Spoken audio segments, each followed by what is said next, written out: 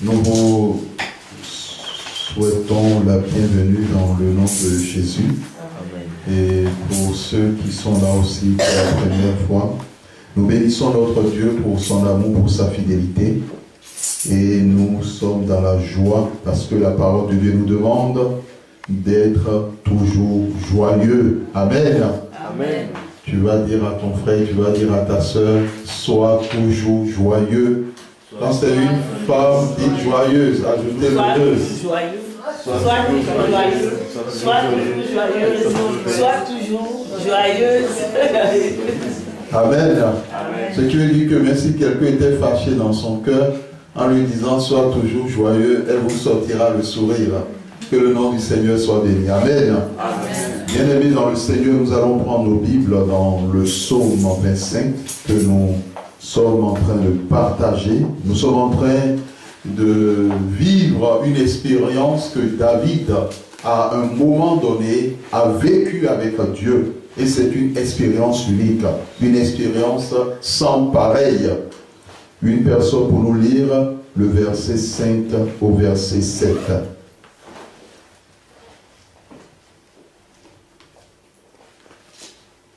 Psaume 25, Psaume chapitre 25, verset 5 au verset 7.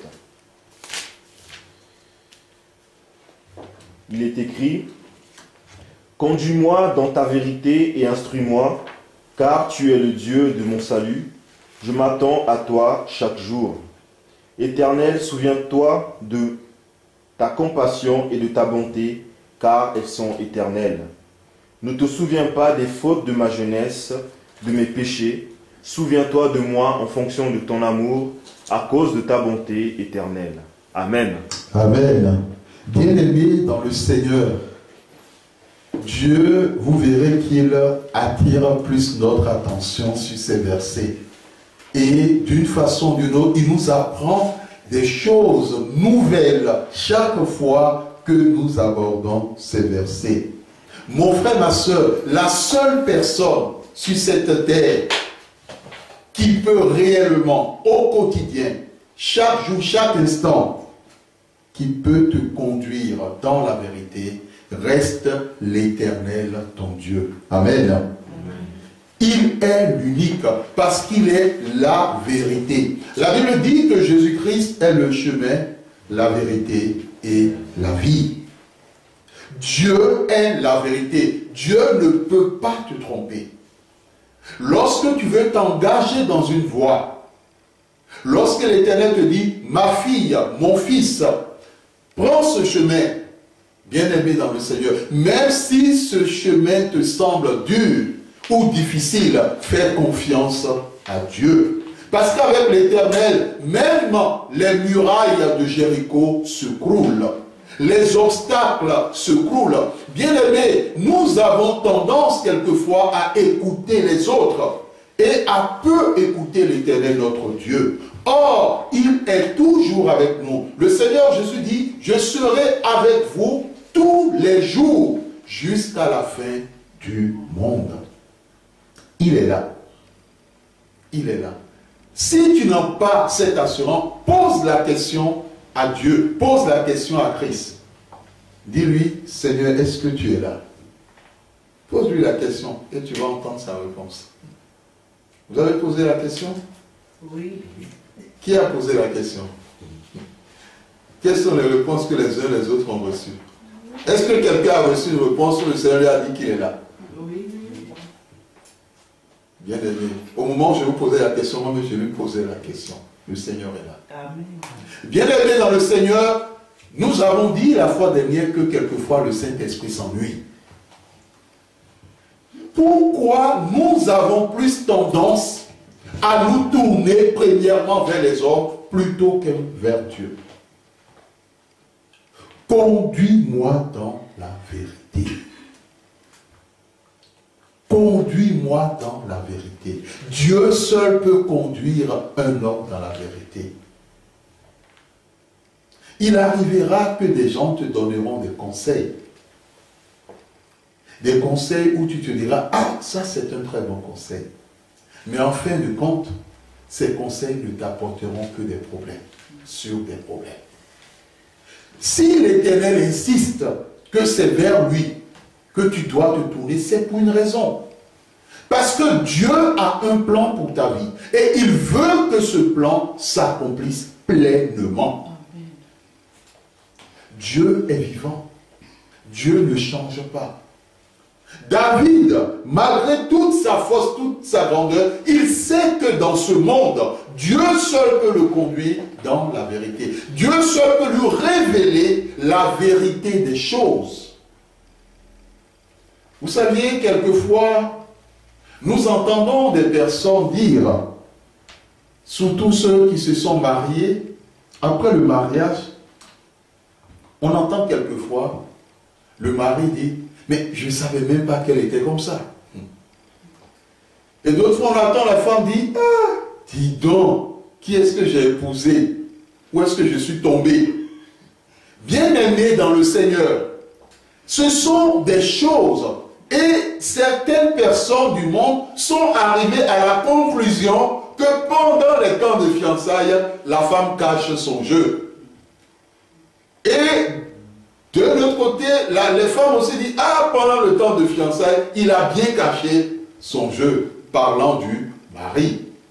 Donc, dans le sens que chacun avait revêtu une carapace. Bien aimé, la vérité de Dieu met à nu qui est qui. Qui est l'un, qui est l'autre. Et devant la vérité de Dieu, le mensonge ne peut pas rester caché. Lorsque tu demandes à Dieu de te conduire dans la vérité, ce n'est pas simplement pour toi. Cela veut dire aussi que lorsque tu es en face d'une personne qui est en train de te mentir, le Saint-Esprit te dira, il te ment, il ne te dit pas la vérité. Si tu es en face d'une personne qui est en train de te donner un mauvais conseil, le Saint-Esprit te dira, n'écoute pas ce qu'il te dit. Si tu es en face de quelqu'un qui te donne un présent ou un cadeau dans le but de te nuire, la voix de Dieu te dira, comme il est à côté, mon enfant, fais attention à ce présent. Mais le plus important, c'est d'écouter Dieu. Un homme peut te mentir. Et après, il va te dire, oh, c'était la blague. Je ne sais pas si ça vous est déjà arrivé. La personne après vous avoir menti. Ah non, je blaguais. Et d'autres, malgré qu'on n'est pas au mois d'avril, oh, c'est un poisson d'avril. Bien-aimé dans le Seigneur, Dieu est vrai. Et Dieu est vérité. Il ne peut pas te tromper, il ne peut pas te mentir. La seule chose qu'il attend de toi, c'est que tu lui fasses confiance. S'il te dit, mon enfant, passe par ici, passe par là. Si tu dis, mon enfant, non, ne passe pas par là. Ne sois pas plus intelligent plus que Dieu. Et c'est ce que Salomon dira dans les Proverbes. Il dit à l'homme, il dit au fils, ne sois point sage à tes yeux. Parce que le propre de l'humain, c'est de croire qu'il est sage à ses yeux. Et parce qu'il se croit sage à ses yeux, il pose des actes sans chercher la volonté de Dieu. Sans chercher ce que Dieu veut lui dire clairement par rapport à cette situation. Bien-aimé, Dieu seul peut te conduire dans la vérité. Dieu seul peut te révéler la vérité des choses. Et lorsque Dieu te conduit dans la vérité, il t'instruit. Il t'instruit. Aujourd'hui, peu de chrétiens se laissent encore instruire par Dieu. Alors on se pose la question, qu'est-ce qui se passe? Or, dans la plupart des cas, les chrétiens, lorsqu'ils sont venus à Jésus, ils avaient cette soif de la parole de Dieu. Mais aujourd'hui, il y a des chrétiens qui passent toute la semaine sans ouvrir leur Bible. Qu'est-ce qui s'est passé entre-temps? Comment peuvent-ils être instruits? Or, Dieu dit, par exemple, à Josué, qui était un leader, qui était très chargé. Vous savez, ceux qui sont des chefs d'État, ils sont chargés. Ceux qui sont des responsables, ils sont chargés. Dieu dit que le livre de la loi ne s'éloigne point de ta bouche. Médite-la jour et nuit. C'est alors que tu succès dans tes entreprises.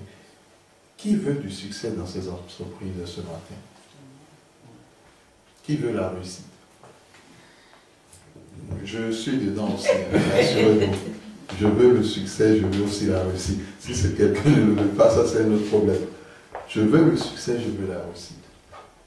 Mais pour avoir le succès, pour réussir dans tout ce qu'on entreprend comme démarche, la parole. Bien aimé, pourquoi est-ce que la Bible nous dit cela? Parce qu'au fond, la parole, elle est esprit. Et quand nous la méditons, la gloire de Dieu, la puissance de Dieu nous remplit. Et elle entre en nous. Et elle fait de nous quelqu'un d'autre. Elle fait de nous quelqu'un d'autre. Et parce que nous devenons quelqu'un d'autre, spirituellement, les choses de Dieu s'accomplissent. La bénédiction est attirée. Les bonnes choses viennent vers nous. Et les portes commencent à s'ouvrir. Vous vous rappelez lorsque Moïse était devant la parole de Dieu. Parce que quand on dit la présence de Dieu, voyons en premier lieu la parole. Dieu parlait à Moïse, Moïse était devant la présence de Dieu. Et quand il est ressorti de cette présence, il avait changé d'apparence. Il y a quelque chose qui s'est passé. Quelqu'un veut dire être en bonne santé tous les jours. La parole de Dieu nous dit que c'est la parole qui lui permet d'être en bonne santé tous les jours. Et je pense que chacun de nous, nous avons déjà eu l'occasion de lire cela. La parole de Dieu te permet de prolonger la durée de tes jours. Amen. Est-ce que tu le sais? Il y a des gens qui cherchent le secret de la longévité. Vous savez, il y a plein de chefs d'État qui aimeraient vivre 200 ans, hein, si on le leur donnait. Il y a eu un chef d'État africain, plus il vieillissait, plus il changeait, il renouvelait son sang. Il ne voulait pas vite partir. Vous avez déjà entendu l'histoire? C'était un chef d'État d'un pays qu'on appelle la Côte d'Ivoire. Il s'appelait Houphouët-Boigny à l'époque. Plus il vieillissait, plus il allait, on lui changeait, on mettait des sangs de jeunes personnes.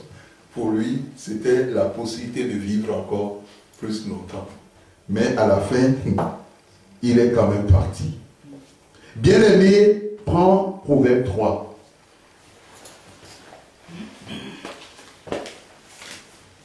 Prends Proverbe 3. Une personne pour nous lire Proverbe 3.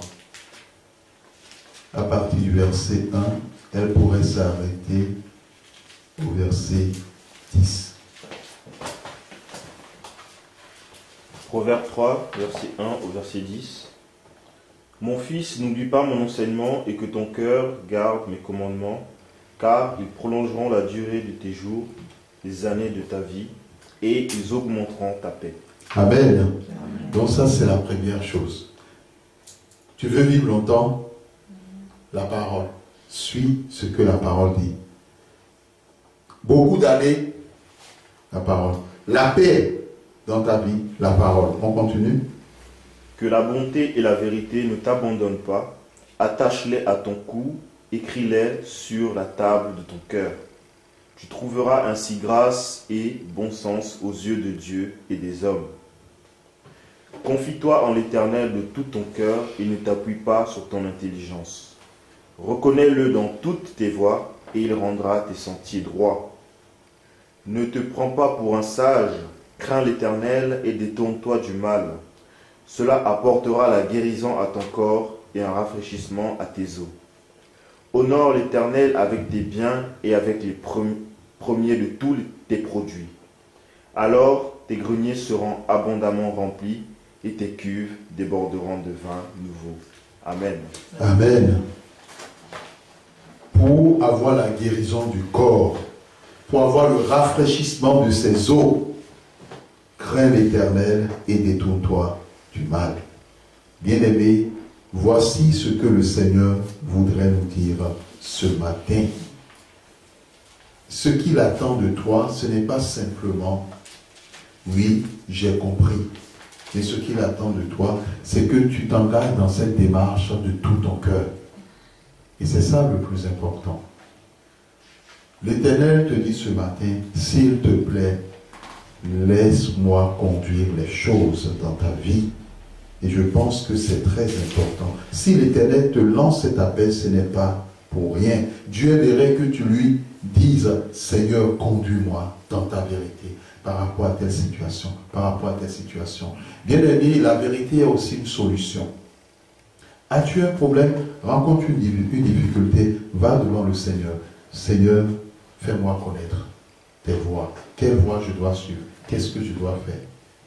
Parce que lorsque des enfants de Dieu passent par des moments difficiles, il y a plusieurs réponses qui viennent d'ailleurs. Il y a plusieurs personnes qui leur donnent des conseils. Mais la meilleure vient de l'Éternel, parce qu'il est la vérité et qu'il ne ment pas. Que le Seigneur bénisse sa parole dans nos cœurs. Amen. Amen.